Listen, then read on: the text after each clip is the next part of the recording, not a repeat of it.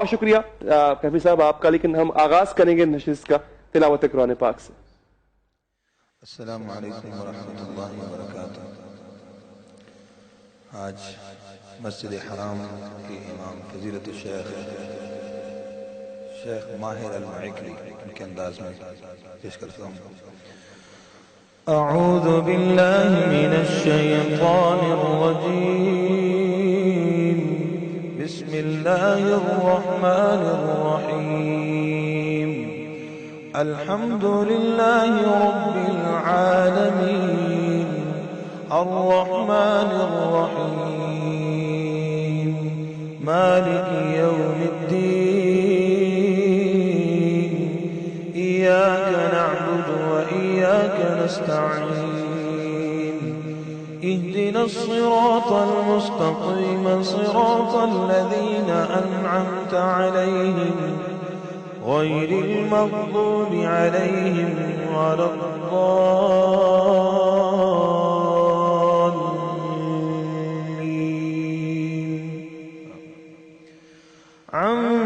अम्मा यतसाअलून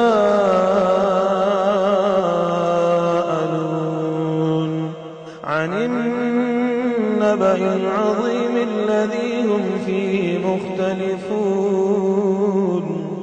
كلا سيعلمون ثم كلا سيعلمون.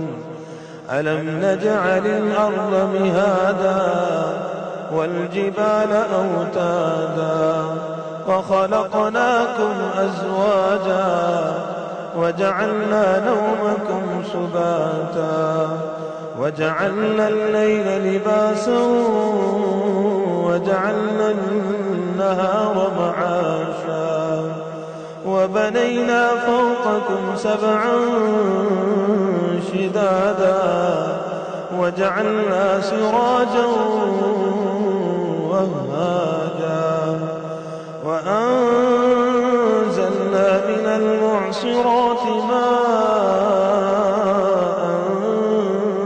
ثجاجا لنخرج به حبا ونباتا وجنات ألفافا.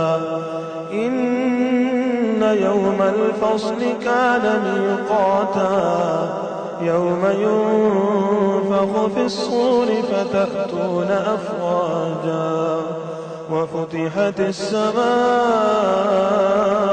فكانت أبوابا وسيرت الجبال فكانت سرابا.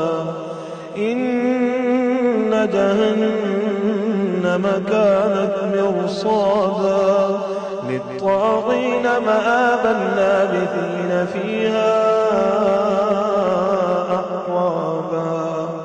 لا يذوقون فيها بردا ولا شرابا إلا حميما وغساقا جزاء وفاقا.